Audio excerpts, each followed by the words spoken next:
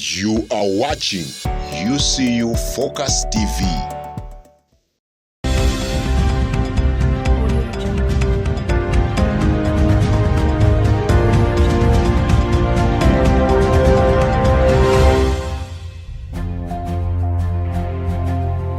Good evening and welcome to this week's Media Link News Bulletin. My name is Amuno, Joan, Audrey, and here are the headlines.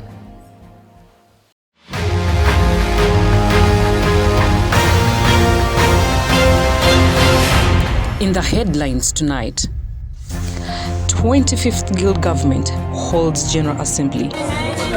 University ICT Services in Awareness Week.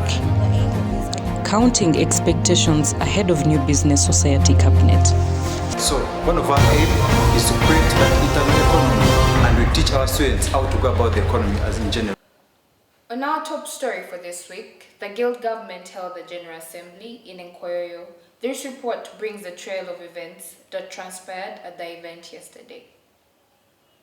On 20th July 2023, the 25th Guild Government at Uganda Christian University held a General Assembly under the theme Student-Centered Leadership, with a series of speeches from Guild officials and other administrators giving accountability speeches on direction and on better working ethics.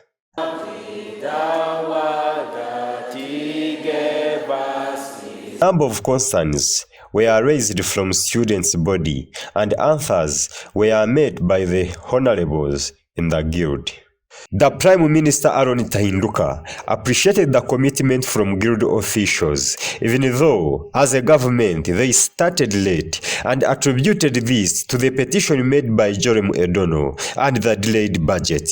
The time that we have served is almost in the scale of one semester, that is this semester, to actively run as a full government. And one of the reasons why we did start on time was because of the petition and the delay in the budget, and of which one was leading to the other. But nonetheless, with the commitment that these guild leaders had and still have, they even started working before that. The Guild President, His Excellency Timothy Dumba, eloquently deliberated on how well his government has administered the system in the university. We had the inter-faculty sports, and our theme was unity in diversity, because we realized that the courses were divided, and so we needed to bring some unity in the faculties. Approached international students, and we're trying to bring them on board, and we have had the gala, and all those different things happening. Now we have an office. We have now digital notice boards. You do realize that they have not been working, but they are now working, and we are moving forward. We have had DSTV in all screens showing DSTV in halls. The President says, as the government, they are still working on several things, like installing cameras in the halls of residence, digital exit, among others. We have slowly cameras in halls, they are coming. We've had ambitious goals, like when I used to actually, the Prime Minister talked about it here, that sometimes when I was campaigning, it seemed like it was too big. We've talked about digital exit. Most of you some of you are not finalists, but the pain of a finalist when they travel from Barara to come and get signatures from offices, and then find that the officials are not there, and then they have to stay around. They have to call a friend, someone from a year below, just to share a bed, or go and rent a hotel room so that they can come back the next day to get one signature, and then go back, then come back to graduate. That pain is real. And so thinking that we do not want to reach and then go through what they did, we have been working with the Alpha team, and as the Minister reported, in October we shall be ready, especially for the business finalists. Missing marks is the same issue. Right now, if they give you statistics of the recent released results, how many marks are missing, you'll be shocked. The number has dropped incredibly, and we have not stopped there, but we have now entered an agreement with the Class Representatives Association. They will be working with our Minister of Education, with the DVC academics, and we shall not be having any less than 2 meetings a month to discuss missing marks and all academic related issues. such that missing marks totally stop. Vanessa Majwega, a student from the School of Journalism, Media and Communication, as well as the president of Media Link Association, reacted to the initiative taken up by the leaders in the guild government and encouraged students to always attend. First of all, I am so happy that the guild government came up with such an initiative to give students a platform to air out their grievances. It is a very beautiful initiative, and I am so sad that most of the students didn't actually appear, because these are the same students who come out and start airing out things that they feel they are not really good for the university, yet they didn't take the initiative to come and hear reasons behind some of the things that are really not working out. So yeah, if something like if another guild assembly comes up, please, dear students, turn up. I feel like we can change a lot if we get to communicate. Students at Uganda Christian University are in the evenings of the 25th Guild government. In the coming semester, students are looking forward to electing a new government. As we talk now, the 25th Guild government could have completed 80% of their manifesto. Joshua Niwaha, Cyprian Mukenge Mutala, Media Link News.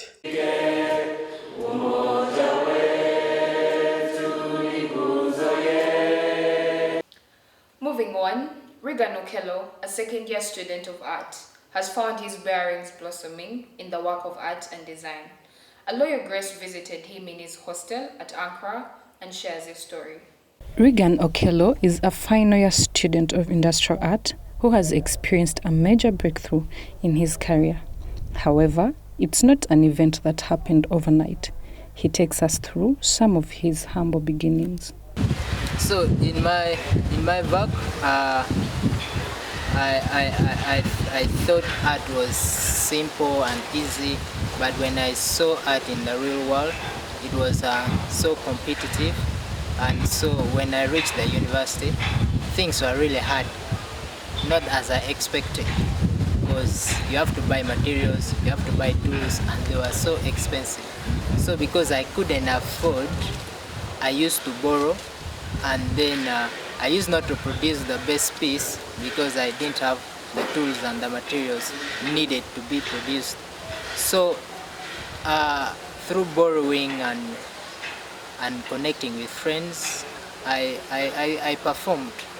After reckoning steadily with his little struggles, he experienced a milestone that has given his career a new turn. I finished my senior 6, the results came back. I was one of the best students. Recently, like a month ago, I broke through with this painting of the Vice Chancellor, where I was posted and I got over 1 million views. And so through that, I got market. People started buying my pieces. People started ordering. So through this, I started getting money that I could afford the tools and the materials I wanted. Much as he's grateful for how far he has come, Regan is still dreaming ahead. These are some of his future prospects. So my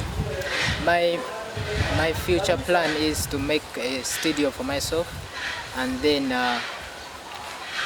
I want to teach my clients. I want to teach my friends. I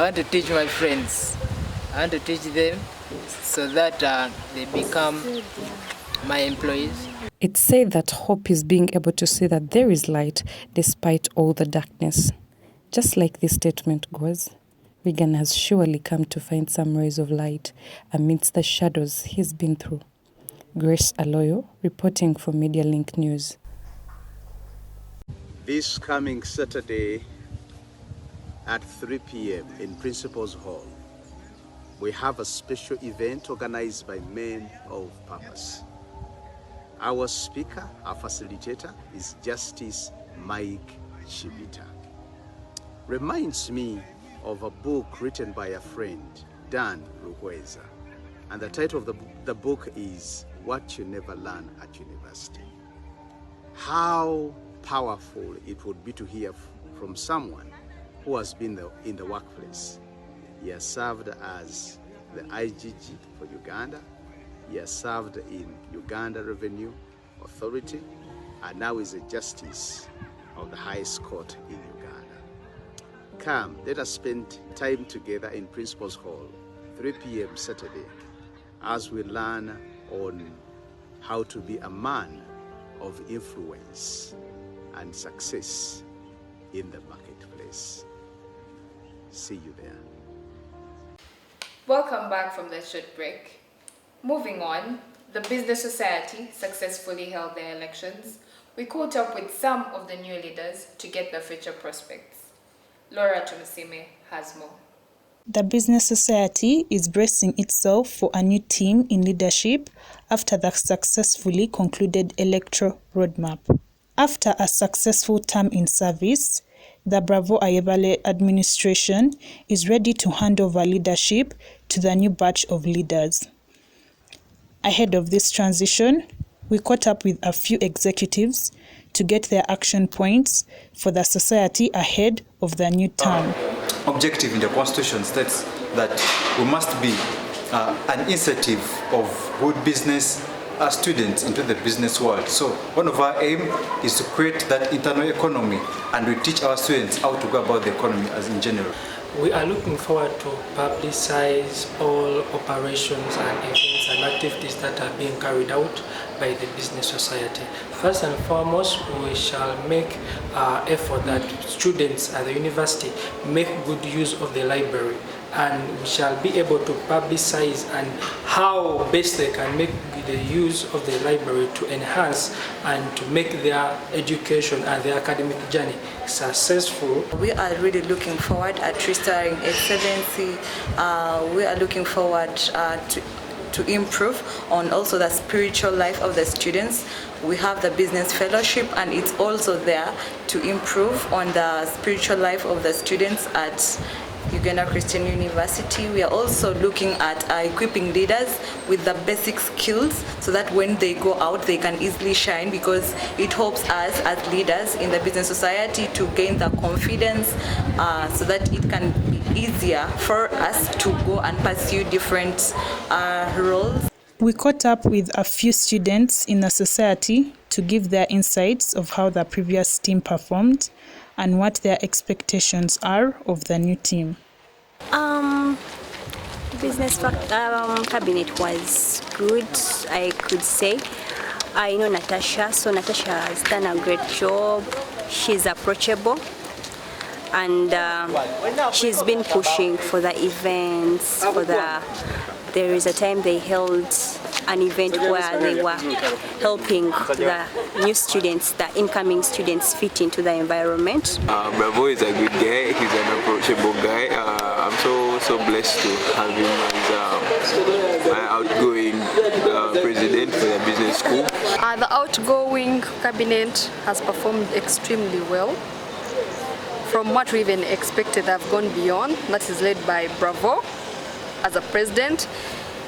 This cabinet has put a lot of new things into the Business Society that we didn't even expect. For instance, we didn't have anything like the business dinner, but these guys came up with a refreshment. We all need a dinner where people go and refresh. Expect that they're going to be friendly and give that environment where students are comfortable, they can easily approach them, they can easily talk to them. And we hope that the incoming body does great, something better than Bravo's. The expectation from the new team, as me who is leaving soon, I think I expect them to do better. Picking ideas from the outgoing and asking them questions on how they have done it and how they can improve on that. It is clear from the different interactions with the business students that the outgoing cabinet has delivered on expectations. It is yet to be seen what the new cabinet has in store for us. Tumsime Laura Anna, reporting for Media Link News. Thank you, Laura, for that story. The UIS returned with a number of ICT services being rendered to the students at the street just outside Hamukasa Library. Some of the engagements involved gifts like t-shirts, water bottles, and a phone. Martha Elugercia has more. The University ICT Services returned with their termly sensitization week with keynote activities like computer repair, online registration, alpha and Moodle updates coupled with all things IT. The week was marked by a number of board games like chess, draft, and Ludo, with a few awards being dished out, especially shirts. The aim of these activities is to create awareness of the role played by this office to the students. If you're wondering what UIS is, UIS is University ICT Services, and basically the services offered in the UIS department, we have internet services, email services, alpha services, e-learning generally, cloud services, that's like cloud storage and all that. We are calling upon students to bring in ideas which can add on the Alpha app. The student who bring the best idea will have a chance to win a very big prize. Yeah, we are calling it the mega prize. We are doing anything related to tech. If you have questions about tech, if maybe you need services for your laptop, services for your phone, software updates, we are doing all that this week. Why is the UIS week happening? The UIS week is happening. One, we have many reasons, but one, we want to just create awareness for people that how can you really work on your computer when the IT person isn't around? How can you solve a problem? How can you troubleshoot? We're working on a lot of things. One, it's Moodle and Alpha. UIS deals with Alpha and Moodle, but other things like internet, that's the EdRoom part of it. But we literally bring the UIS to you because we want to teach you how to connect to the EdRoom part of it. That's the network part of it. We caught up with some of them to find out what they make of this week. I came to the UIS and I actually had a problem with my PC, like the storage problem, and also like it was too slow and it has storage issues. So I came to the UIS.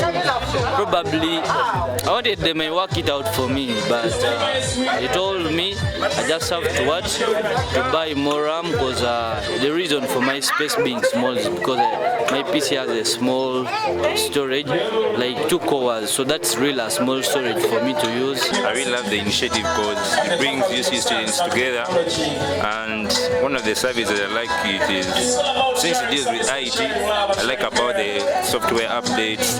You know, it helps the easy running and functioning of our computer, which is a study. The UIS team will return to their offices inside the Hamukasa Library at the close of this week. Martha Elugercia, Okurut Timothy, Media Link News.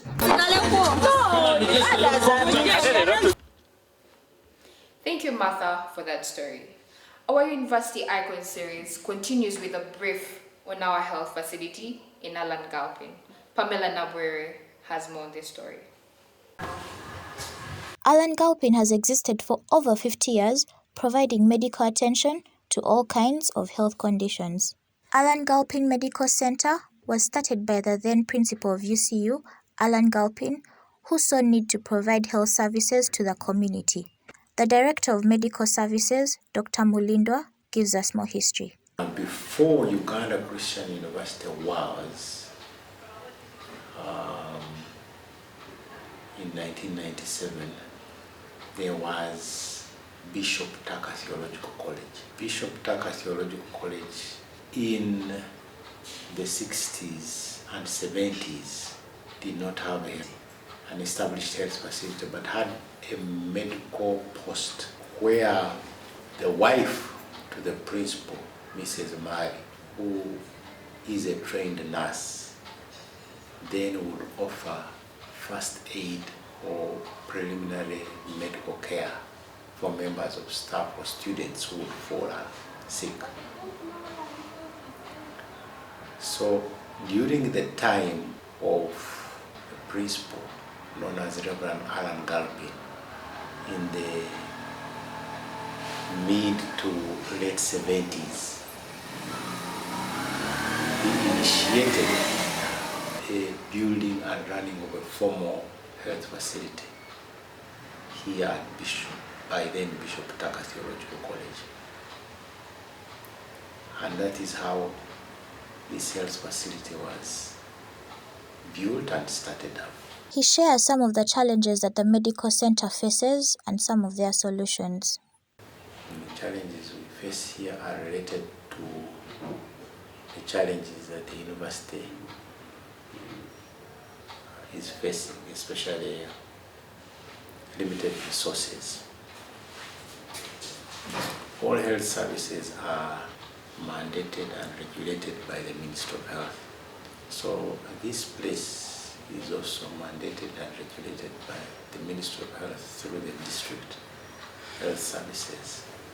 So they monitor the services here to see that we are licensed, we have certified health personnel. The Ministry of Health also gives us some supplies like mosquito nets and malaria medicine. But the bulk of the running of this place is the university, which has limited resources.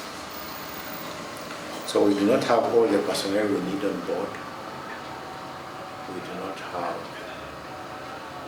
all the medicine and other equipment we need.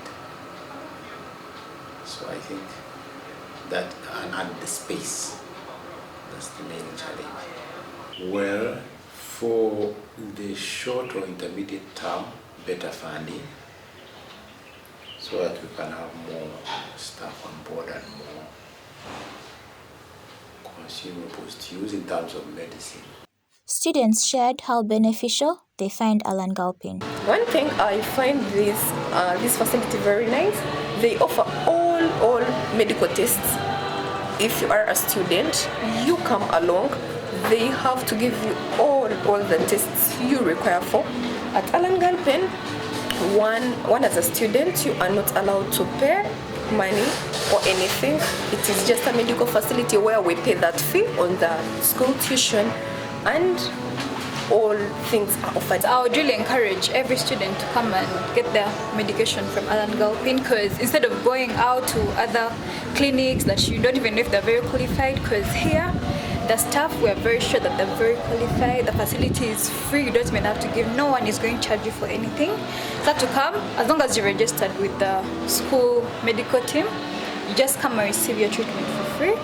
They're very qualified, they're very friendly, no one is going to shout at you. I find the facilities actually very nice, they're very efficient, and we don't take long in lines, so we work faster, and they make sure that they scan our problems and they give us like the right medical remedies to you. So perhaps like anyone who's out there and you feel like you need medical help, this is the right facility to go to. Don't go outside, please.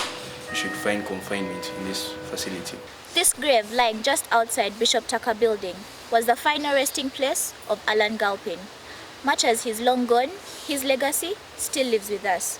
Pamela Nabure, Christine Mugalu, Media Link News. That brings us to the end of the Media Link News Bulletin. Thank you for watching in with us. And don't forget to follow us on our Twitter page for more information and subscribe to our YouTube channel. That's at UCU Focus TV. See you next week at the same time. Have a lovely weekend.